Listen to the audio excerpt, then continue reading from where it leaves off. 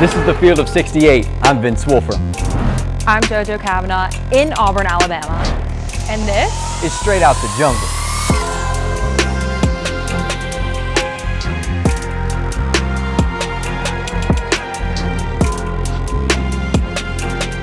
Welcome back to Straight Out the Jungle. My name is Vince Wolfram. And I'm JoJo Cavanagh. We have a fun Maui special today as Auburn basketball travels to the Maui Invitational, and it's looked like a lot of fun so far. Yeah, check this out. Me and Vince, both which we were there. We are right now stuck in Auburn, jealous, but it looks like they are having a ton of fun. Yeah, definitely. I mean, they've already been posting on the social medias. Dylan got after it. He was in the water today, having fun on the beach. Always good to see the guys living it up. In addition to playing basketball, they're out there and having fun, becoming a great team on and off the floor. National Geographic right here. We have a very dangerous species of slug. You know what I'm saying? With a snail. Look how slow he's going. Oh my God. So as you see, we have a lot of viewers. Everyone stay back. I'm clearing the crime scene. There's a snail right here. Be careful. You're good. You're good. I was on Chad Baker Mazzaro's live last night when they landed in Hawaii, and he'd ask the team if Hawaii was in the U.S. But still having a good time. He has not hit his geography requirement yet to graduate, but he's getting there. That was his words, not mine. Dylan, Chad, all those guys, they're having a blast out in Maui. But while they were there, we decided to have some fun of our own here in Auburn and with a legend. Oh, yeah. I got to call my old boss, Mr. Chuck, the Round Mound of Rebound, a.k.a. Charles Barkley. I called into his podcast, The Steam Room, with him and Ernie Johnson. Got to ask him about Auburn's upcoming schedule and also a little bit of a surprise. So let's check it out. Next call. Hey, Chuck and Ernie. My name is JoJo Cavanagh.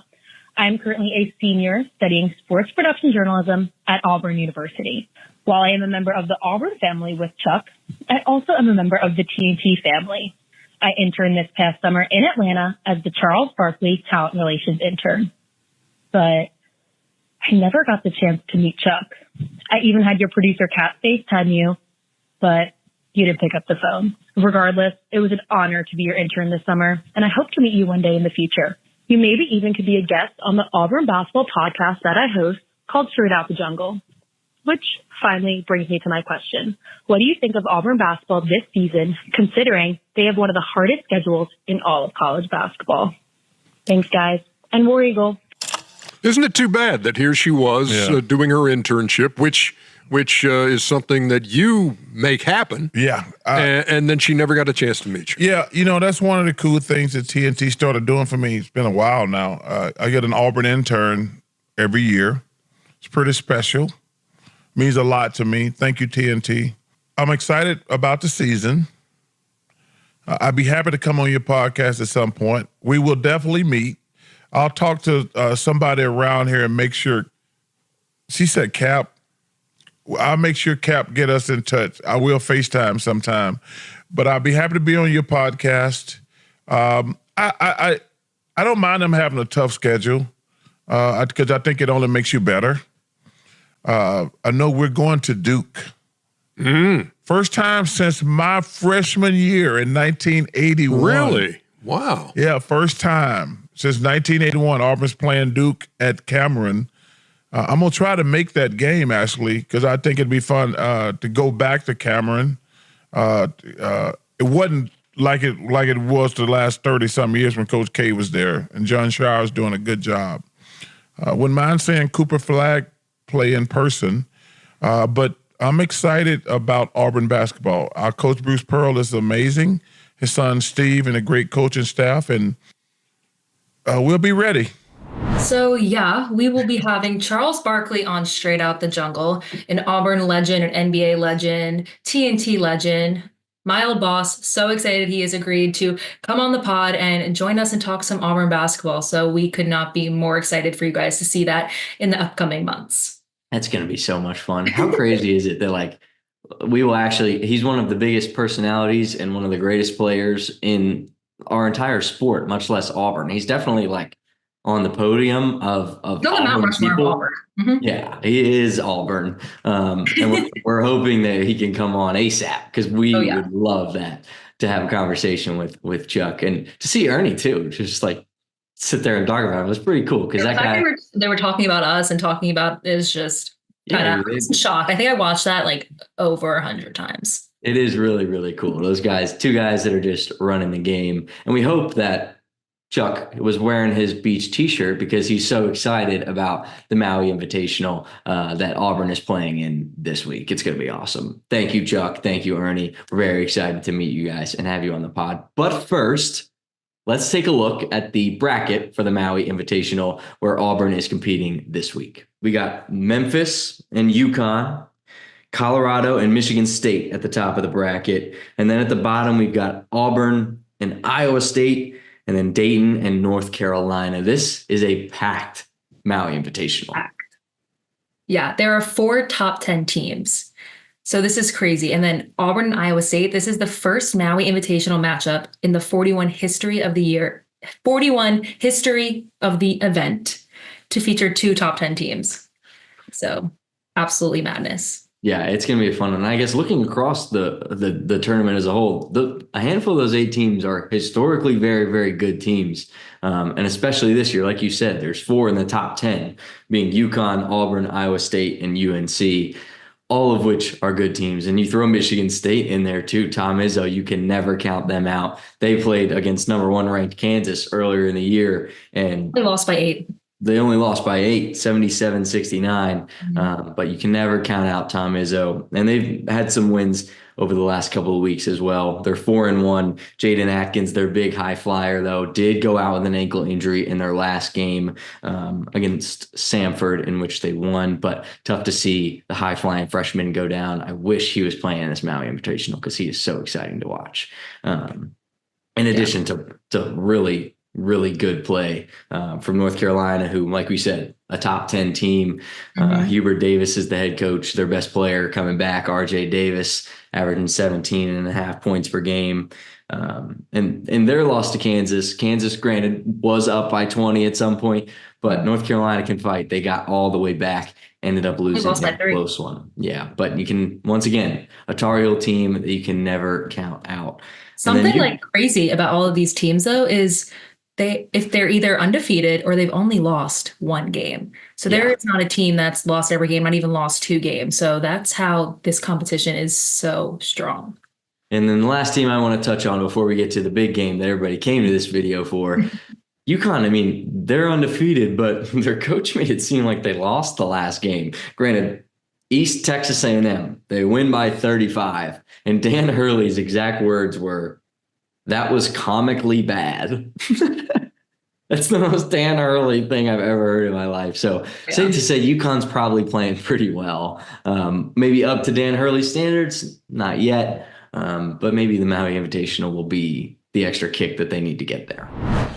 Yeah, so, just comically bad. The second half rebounding so far below standard.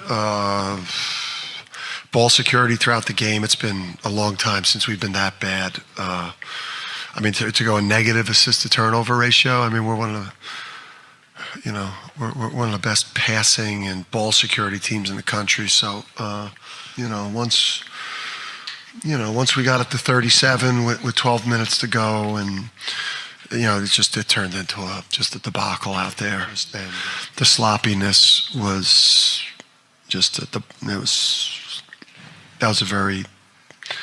I'm happy the game's over. All right. Let's take a look, though, at the big game that everybody came here for. Auburn versus Iowa State, number 4 against number 5. What do we think heading into this one? I mean, what more can you ask for? Number 4 versus number 5. I don't think you can really ask for much more. Auburn is 4-0. Iowa State is 3-0. But the difference is Auburn has been tested. Auburn beat Houston in Houston, not at Houston, but in Houston. So they've been tested. We have gone through a challenge and we've come out with a W. Whereas Iowa State, yes, they are 3-0. Yes, they've won every game by over 25 points, but against 3 schools that you might not have heard of. Miss Valley State, Kansas City, and I IU Indy. So talk about, this is Iowa State's first test of the season. So I think that's kind of an advantage for Auburn. They've already gone through a huge test like Houston. So it's going to be curious to see how Iowa State comes through. Hopefully Auburn can show in the first half and the second half that they've gone through a test and that they can prove themselves. But I think that's one of the biggest things that when I was looking into this game is Iowa State hasn't played anybody yet. So yeah. And I think, too, something of note is when you look at their best players, you look down their lineup, there's not a lot of youth. It's a lot of upperclassmen. Most of the names that we'll throw around today previewing this Auburn-Iowa State game are going to be juniors and seniors and maybe transfer sophomores even. But those names, they have experience, they have the depth. So while they have played relatively easy teams so far, I'm not underestimating that they can step up to this challenge of playing a team like Auburn that's played arguably the toughest team in the country. But Iowa State also knows that they have tough opponents coming up too. They know the depth of this Maui Invitational. In addition to, like, their next game after Maui is Marquette, who just beat a top 10 team in Purdue at home by a good bit. So they're a team that better start kicking into gear with the top tier talent if they haven't already, but a very, very deep team and a very, very experienced team nonetheless, with the leading scorer being off the bench, which is very, very impressive. Yeah, Curtis Jones, their leading scorer, he averages 15 points a game right now. Back-to-back games with 20 points off the bench. So definitely something to look out for in this game. Yeah, and that's a 6'4" senior who's has that level of experience. So that's somebody to keep an eye out for. In addition to another guard, Tamin Lipsey, who's had 17 points in their last contest as well. Averaged 12.5 last year, is averaging 13.5 this year, shooting 40% from three. He's a little guy, 6'1", about 200 pounds, which probably means he's going to be hard to keep up with, but that's somebody that Auburn will certainly need to keep an eye on because that guy can really lace it. Yeah, and they also have Jefferson on their team, who was perfect last game, going 7 for 7 with 16 points. And I think he also had a double-double. So kind of when you go and have a player that goes in perfect against like Iowa State. So, I mean, they're like I said, they haven't played anyone yet, but they're showing that, you know, when they have their test, which is going to be Auburn, that they can play with the guys that they have. Yeah, and they'll find a way to match up nonetheless. They have players all over the board from, I think their tallest player is 6'10", 6'11", all the way down to 6'1". So they have the depth. They have all the different pieces that match up with Auburn pretty well. So let's not waste any time. Let's get into what we think the key points will be for this game. I can start. If you want me to, we can start with defense. I think that's going to be a huge, huge piece, especially from the guards. Emphasis on Denver Jones, who we just talked to. If you haven't checked that out, that link will be in the description of this video. That was a lot of fun talking to our guy. But I think defense from Denver Jones and the other guards, Miles Kelly, JP Pegues, Tahad Pettiford, that's going to be huge, especially in stopping Curtis Jones, especially in stopping Tamin Lipsey, because Jones, especially coming off the bench, that's a lineup switch. You got to think with Denver Jones starting, Miles Kelly starting, that'll be a time when maybe Tahad Pettiford and JP are in, two guys that have had less experience on this level of play. So maybe that's something that Iowa State is planning for. Something that they're preparing for is to try to take advantage of that youth that Auburn has in their depth. But I'm hoping that's something that Bruce and Stephen Pearl sort of contain and prepare for as well, in terms of shaping lineups, getting guys in at the right time, to hopefully match up our best defender, in my opinion, like Denver or Miles, or a bigger guy like Chad Baker-Mazara, putting him on that tough guard group from Iowa State, especially on Jones when he subs in off the bench. That will be really important to me. Denver leading the team in steals. I hope he can keep that up as well, keep his hands in the passing lanes and cause trouble for those Iowa State guards. Yeah, we asked Denver this question, and he basically said exactly what you just said. He quoted Bruce Pearl's quote, "We have to guard our yard." He mentioned our yard. He mentioned himself. He mentioned Tahad. He mentioned Miles Kelly, that the biggest thing in this game is going to be defense and defending the guards on Iowa State. And literally exactly what you just said. That's what Denver told us. So I think that's going to be interesting. Another thing for Tahad is I think Tahad plays better against tougher opponents. Granted, we've only seen that against Houston, but just if you look at his gameplay in Houston versus, I'm not saying he played bad against Kent State, North Alabama, but I just think there's something, maybe it's the Northern in him, but I think I'm biased a little bit, but I think it's going to come out again against Iowa State that not going to say maybe he could go up for 21 again, but I just think he's going to have a much better game. I think he plays better when there's more pressure on him per se. Yeah, I think we saw that in Houston. It's like the lights were bright and so was Tahad. He just it was like the lightning struck him a little bit and he turned it up, which was pretty cool to see. And I hope the same, that he can do that this week, against Iowa State. And that's a point that I wanted to take as well, because Tahad is a guy that comes off the bench. So I'm hoping that the bench productivity is at full volume, because last game we saw bench scored 23 points, I believe it was. We scored 100. So 80 plus points from the starters. Well, that's great. Like there's no complaints for me. Auburn. Yeah, that's fantastic. And we love seeing guys like Dylan get 12, Janai get 30, Denver get 12, 13, Chad get in the mix as well. While we love to see that, in a game like Iowa State, you could get into foul trouble. You could get mismatches. You can get all these different things that change the course of the game, and you'll need to count on your bench. I mean, you look at guys like Chaney. He had a great game in the second or third game, or in the third game of the season. He came in. He's really stepped up all year. If you want him to score, get him in the mid-range. We know that. Guys like Chaney, guys like JP, hopefully he can sort of find his groove. And this would be the chance to do it against the best teams. Prove to Bruce, prove to the coaching staff that when you get in, you can make the most of those minutes. And even a guy like Semo, Chris Moore. Hopefully he gets into the game. He's a utilities guy, get some rebounds, get some steals that change the course of the game. But Iowa State's leading scorers coming off the bench. Auburn's going to need the bench productivity just as much as they do. Yeah, Chaney Johnson is currently leading Auburn in shooting percentage. He's shooting 68% throughout these 4 games. So I think he is going to be a massive factor in this. And another point that I want to bring up is rebounding. So Chaney Johnson is Auburn's second leading rebounder. He has 29. Janai Broome is our leading rebounder with 45. But I mentioned Chaney for a reason, because he's our second leader, and he has more than Iowa State's leading rebounder, Deshaun Jackson, with 22. So I think rebound is going to be a massive aspect of this game, especially specifically with Janai Broome and Chaney Johnson. You look at Janai Broome has 34 defensive rebounds of those 45. So I think to give us a lot more second chance points, I think we're going to get the ball more possessions, which is huge in a tough game, number 4 versus number 5 like this.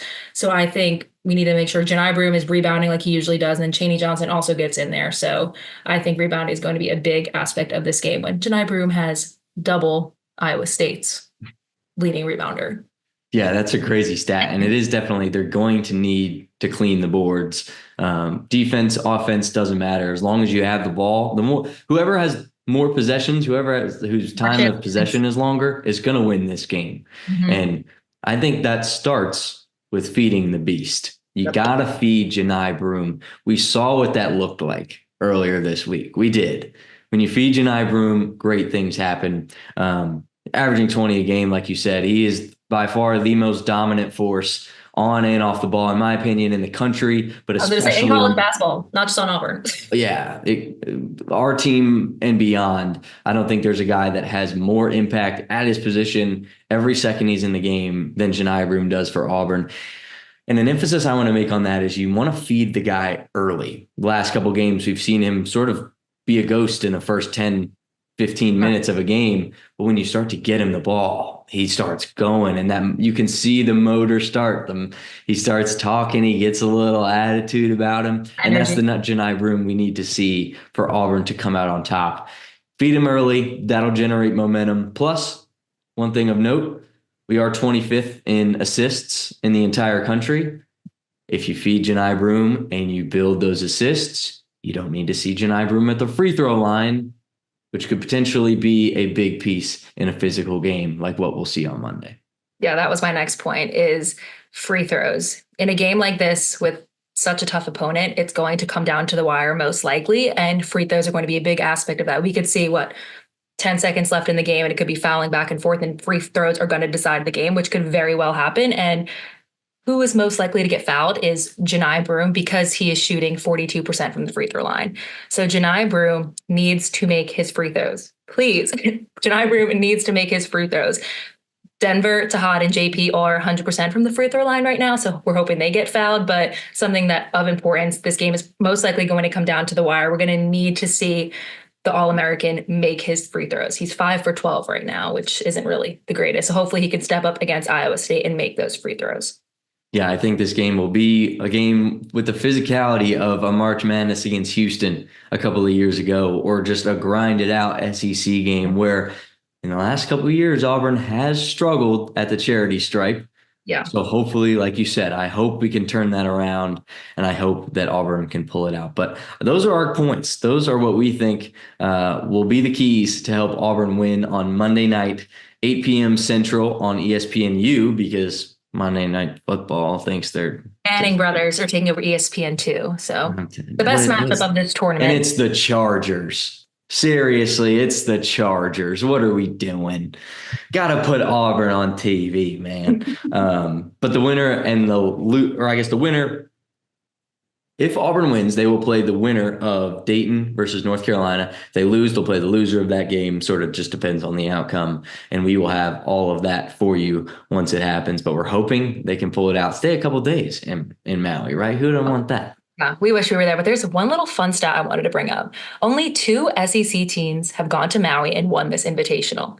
And it is a while back. And I'm talking like a while back. Vanderbilt in in the 1990s, yeah. Vanderbilt in 1986 and Kentucky in 1993. Texas won in 2020, but they were not part of the SEC yet. But still, that's something that Bruce Pearl has mentioned, that there have been SEC teams that have gone to Maui and they haven't won in the 2000s. So this is something that is really important to Bruce Pearl, and hopefully Auburn can be the first SEC team in, I can't even do the math, in how many years to come out with a win in Maui. Yeah, and they're the only SEC team in the field. So if anybody's going to do it, it's going to be Auburn. So they've got a shot. 100%. Well, it'll be awesome. So Auburn faithful, make sure to tune in 8 p.m. Central Time on Monday night. ESPNU, number 4 Auburn, number 5 Iowa State. JoJo, you got anything else? Be sure to like, comment, and subscribe. We will have all of our links in the description of this video, and we're excited. Hopefully we'll have a couple of exciting games in Maui, but from Straight Out the Jungle, I'm JoJo Cavanagh. And I'm Vince Wolfram. Make sure to tune in to our Denver Jones one-on-one that we just posted. Go check it out on our playlist, which is also linked below. Until next time, War Eagle. War Eagle.